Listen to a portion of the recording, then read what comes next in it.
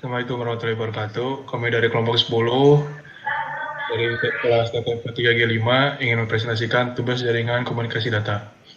Saya sendiri itu Gian Cito Pratama dengan NIM 11011849, lalu ada Devta Kinara dengan NIM 1101184155, lalu ada Joseph Bagas Prakosa dengan NIM 1101184193. Selanjutnya, pertama-tama kita ada soal, yaitu sebuah perusahaan terdiri dari 4 buah divisi, di mana semua divisi ini tersebar ke 2 gedung yang berbeda, di mana kebutuhan user dari setiap divisi adalah sebagai berikut. Gedung 1 terdiri dari divisi akunting, yaitu terdiri dari A. PC Host. Yang kedua, divisi teknikal, yaitu B. PC Host. Gedung 2 terdiri dari divisi Public Relationship dengan C. PC Host. Yang keempat, divisi marketing terdiri dari D. PC Host. Nah, lalu setiap posnya itu ada A, divisi A itu 28, yang B 7, C 30, dan D 64 dengan total 129. Nah, setiap gedung memiliki 2 buah switch Cisco dan 1 buah router Cisco. Gedung 1 dan 2 terhubung ke sebuah router Cisco sebagai gateway ke web server IP address. Yang digunakan adalah 192.168.10.0/24 dengan menggunakan metode perhitungan VLSM. Selanjutnya yang pertama, untuk mencari perhitungan VLSM, kita mencari hostnya terlebih dahulu, lalu subnet mask, lalu yang ketiga itu mengurutkan network address dari yang terbesar. Yang keempat adalah assign IP untuk gateway interface. Yang pertama kita urutkan dari /30, karena kita menggunakan yang terakhir itu dari /30. Ya. Dengan rumus 2 dipangkatkan 32 minus dari slash-nya itu /30 sama dengan 2 pangkat 2 yang hasilnya 4. Lalu si 4 ini dikurangi dengan 2 agar untuk mendapatkan nilai host. Lalu selanjutnya adalah /29 dengan rumus 2 dipangkatkan 32 dikurangkan slash-nya itu 29 sama dengan 2 pangkat 3 sama dengan 8. Nah, dikurangkan 2 menjadi hostnya itu 6. Selanjutnya sampai ke /25. Kenapa /25? Karena itu adalah angka terakhir yang dipakai untuk divisi A. Nah, ini soalnya itu divisi A tadi adalah 28 hostnya. Divisi C 30, divisi B 7, divisi D 64. Nah, divisi A ini yang memungkinkan itu adalah /27, yaitu 32. Lalu divisi B itu yang memungkinkan adalah /28, yaitu 14. Divisi C yang memungkinkan dari 30 adalah /27, yaitu 32. Divisi D yang memungkinkan dari 64 adalah /25, yaitu 126. Selanjutnya yaitu kita subnet max. Subnet max itu dengan cara 256 dikurangi dari si hasil slash-nya. Yang pertama kita kurangi menggunakan /29. /29 itu adalah /28, maaf. /28 itu hasilnya adalah 16 kan, yaitu 2 pangkat 4. 256 dikurangi 16 itu sama dengan 240. Lalu selanjutnya itu menggunakan /27 itu dengan hasil 32. 256 dikurangi 32 itu adalah 224. Selanjutnya untuk /25, 156 dikurangi 128 sama dengan 128. Nah, yang angka-angka ini digunakan untuk belakang dari subnet max itu sendiri, yaitu 255.255.255 titik dari hasilnya. Yang 28 itu seperti ini, sedangkan yang 27 dan 25 seperti digambar. Lalu selanjutnya itu network address, kita urutkan dari yang terbesar. Nah, kita urutkan yang terbesar itu adalah divisi D, dia /25. Nah, langsung kita subnet 192.168.10.0 karena itu IP awal kita /25 karena ini divisi D /25. Nah, setelah itu yang subnet 2 itu kita tambahkan 128 karena kan /25 itu hostnya itu kan hasilnya 128. Nah, kenapa kita mengambil hanya 2 subnet? Karena apabila kita mengambil 3 subnet, IP-nya akan melebihi dari 252 dan itu tidak memenuhi syarat. Selanjutnya lanjut ke divisi C. Divisi C yaitu /27. Nah, subnetnya itu 192.168.10.128 yang tadi yang mengambil available dari divisi D. /27. Nah, divisi A /27 juga sama, karena sama divisi C dan divisi A, jadi hanya menggunakan subnet 1 kedua-duanya, yaitu 192.168.10.160 itu ditambahkan 32 dari 128 ini, jadi .160/27. Nah, divisi B /28 subnet 1 192.168.10.92 itu ditambahkan dari 32 dari 160. Kenapa divisi D sampai subnet 3? Dikarenakan subnet B ini tidak ada yang sama dan juga apabila ditambahkan tidak melebihi dari batas si IP tersebut. Nah, selanjutnya itu si 224 ini dijadikan adalah IP untuk jaringan router A ke B, yaitu 192.168.10.224. Nah, untuk IP A interface serial 020 itu ditambahkan 1 jadi 225. Kalau untuk B interface serial itu ditambahkan 1 jadi 226. Selanjutnya lanjut ke bagian tabel. Yang pertama kita isi adalah yang network address untuk interface ke divisi A. Kita ambil dari yang tadi 192.168.10.160 itu ditambahkan 30 untuk mengisi si IP-nya. Jadi 192.168.10.190. Lalu untuk mengisi ke bawahnya kita tambahkan 1 dari network address dari 160 di 161 di 162. Nah, untuk subnet mask itu sendiri tadi yang di sini dari subnet mask yang /27 itu adalah 224 kan. Jadi 255.255.25.224. Berikut dengan selanjutnya sampai ke divisi ke D yang device router B. Seperti itu. Lanjut ada ini ya, IP untuk si antar router ke router.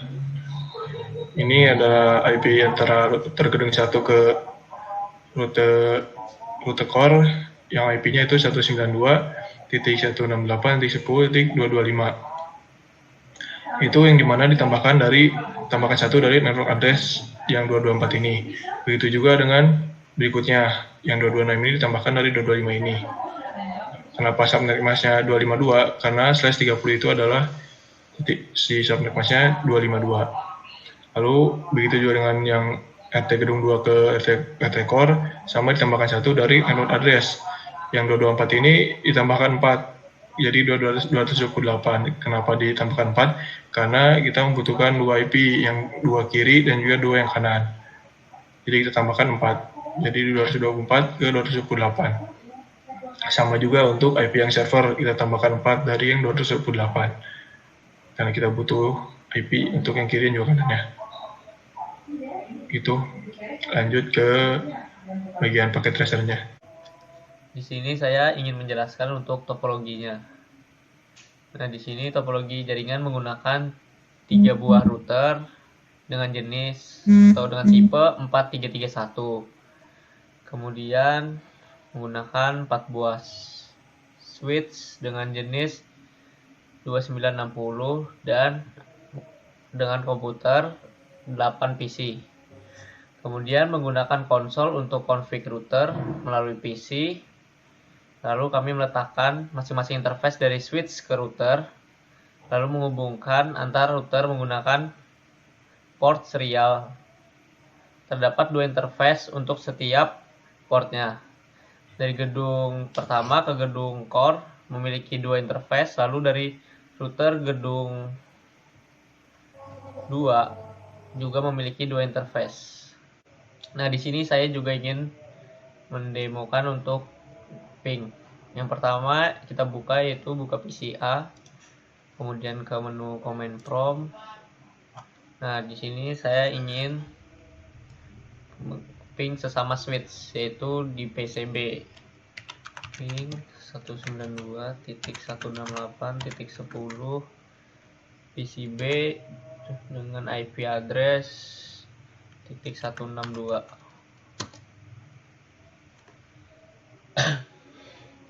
Nah, bisa dilihat di sini paket yang terkirim adalah 4 dan yang diterima adalah 4 dengan loss 0. Berarti sudah sesuai, yaitu data sudah terkirim semuanya.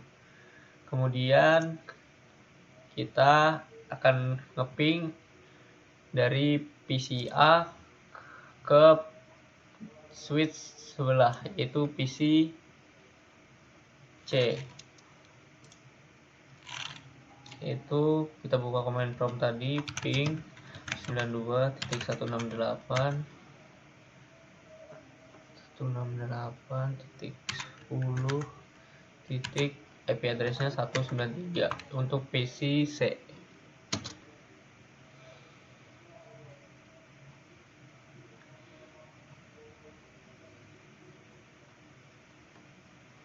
Nah, untuk ping antar switch pada router yang sama, kita dapat juga paket yang terkirim adalah 4 dengan loss 25% dengan ping pada PC C.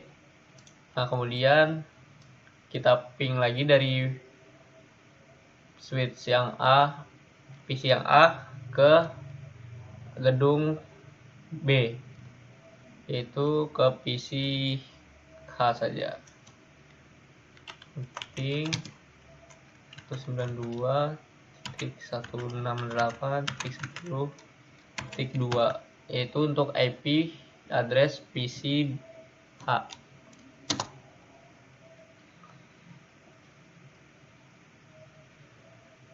Nah, bisa terlihat di sini juga paket yang terkirim 4, yang keterima adalah 4, lossnya adalah 0, berarti paket semua sudah sesuai terkirim ke PCH. Kemudian kita ping untuk ke server.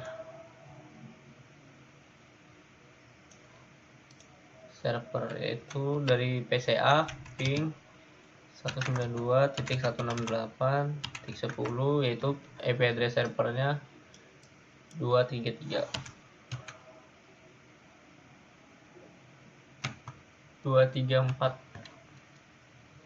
Oh ya, 234.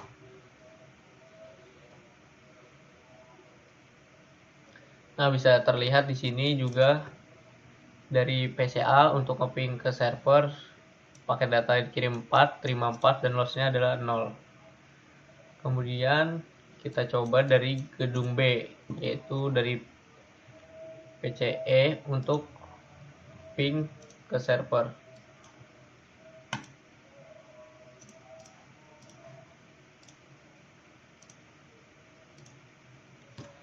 Ping 192.168.10.234. Nah, kemudian dari gedung B yang kedua, yaitu PCE, juga berhasil ping ke server dengan paket yang terkirim 4, diterima 4 dengan lossnya 0%. Kemudian kita coba kirim message untuk PCA ke sesama switch ke PCB. Nah, bisa dilihat di sini sudah sukses. Kemudian kita kirim message lagi dari PC A ke PC C antar switch.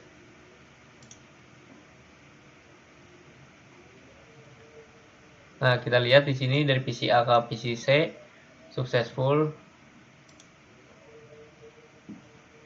Kemudian kita dari PC A ke gedung B, yaitu ke PC E. Di sini juga successful.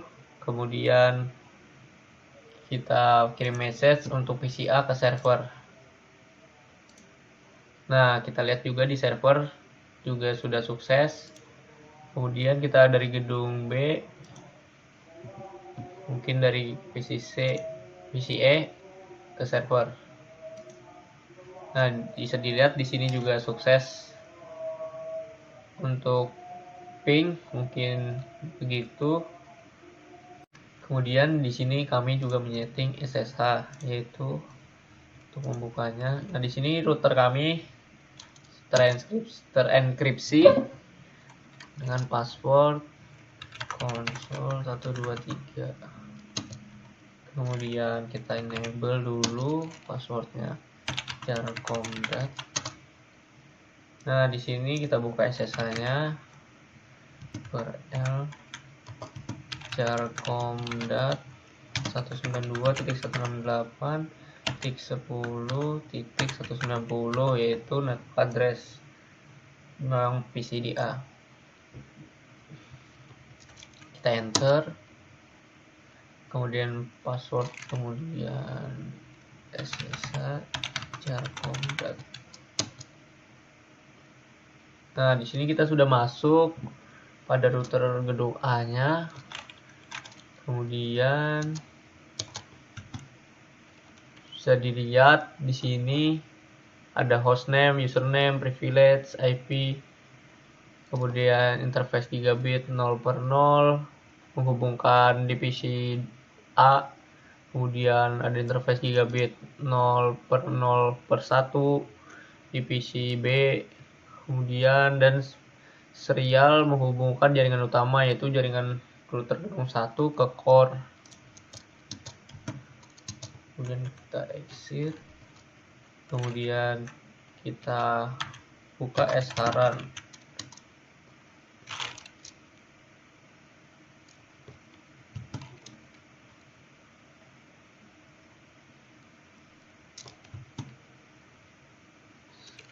Sama kita bisa di sini kita bisa lihat divisi description jaringan divisi A, kemudian dari Giga Ethernet 0/0 yaitu divisi A, IP address-nya 192.168.10.190 dengan subnet max-nya 255.255.255.224. Kemudian gigabit interface gigabit Ethernet 0/01 dengan jaringan divisi B, IP address-nya 192.168.10.206 dengan subnet max-nya 255.255.255.240.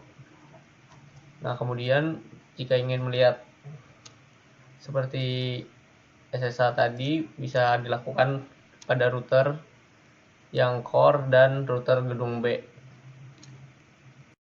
Nah, selanjutnya di sini saya ingin menjelaskan mengenai MAC address. Sebenarnya MAC address adalah sebuah alamat jaringan yang berada pada lapisan data link pada lapisan model OSI. Alamat ini berisi kode unik yang diberikan untuk tiap bagian dari perangkat keras. Nah, kita langsung saja ke Cisco-nya, pergi ke switch, lalu ke CLI,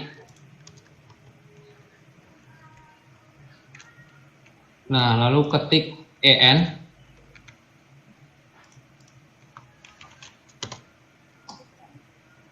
enter, lalu show MAC address table.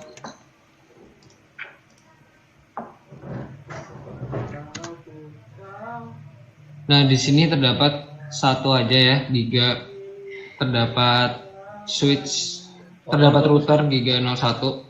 Kita akan mengirim pesan dulu di sini.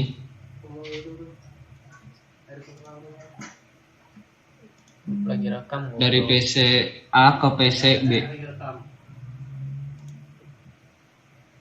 Nah, lalu dilakukan hal yang sama seperti tadi.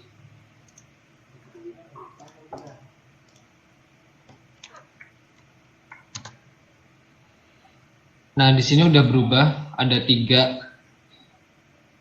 Nah, ini berarti PC yang A ini mengirimkan melalui FA024, lalu ke PC yang B melalui FA023, dari switch ke router melalui Giga 01 dengan tipe yang sama, dinamik semua. Lalu kita ke close, lalu pergi ke switch yang kedua, switch gedung A yang kedua.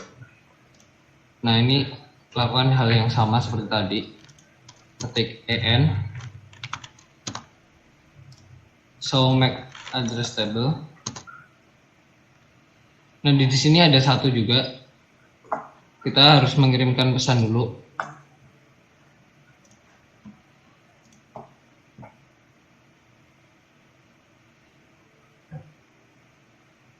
dari PCD ke PCC ke PCD.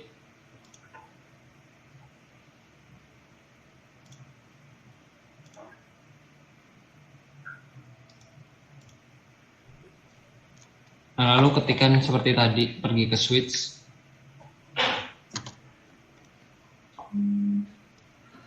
Nah, dari sini berarti PCC ini mengirimkan melalui FA023, sedangkan VCD mengirimkan melalui FA023 dari switch ke router melalui Giga 01.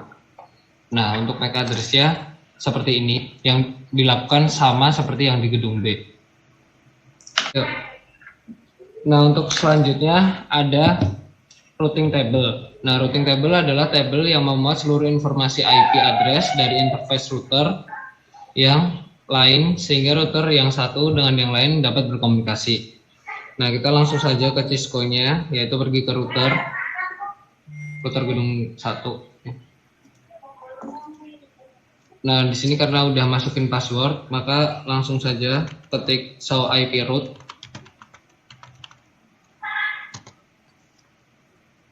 Nah, di sini ada connected ya. Ada gigabit 0/0/1. Nah, untuk IP 192.168.10.160 ini adalah network address dari switch ke router gedung 1. Lalu ada 192.168.10.190 ini interface dari switch accounting ke gedung 1. Lalu ada 192.168.10.192 ini network switch technical ke router gedung 1. Nah, lalu di bawah ada serial. Nah, serial ini untuk menghubungkan router gedung 1 ke router core. Nah, untuk selanjutnya kita akan pergi ke router core.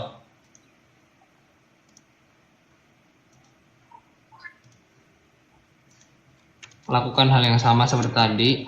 Kita masukkan password, yaitu console 123.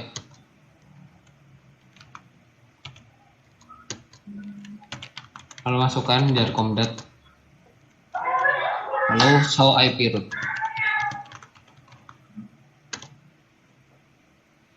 Nah, di sini sama ya, ada yang menghubungkan network address, interface, lalu network switch, lalu ada serial juga.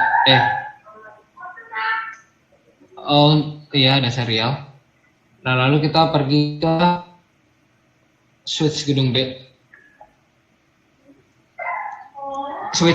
Router gedung B.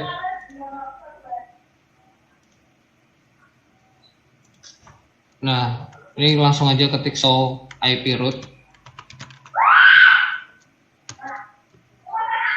Nah, di sini ada yang connected gigabit 0/0, 0/1. Untuk yang pertama, yang 192.168.10.0 ini adalah network address dari switch ke router gedung 1. Lalu ada 192.168.10.126 ini adalah interface dari switch accounting ke gedung 2. Lalu ada 192.168.10.128 ini adalah network switch technical ke router gedung 1. Nah, lalu ada serial.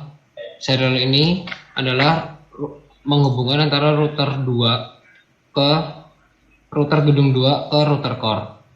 Nah, mungkin cukup sekian presentasi dari kelompok kami, kurang lebihnya kami mohon maaf. Assalamualaikum warahmatullahi wabarakatuh.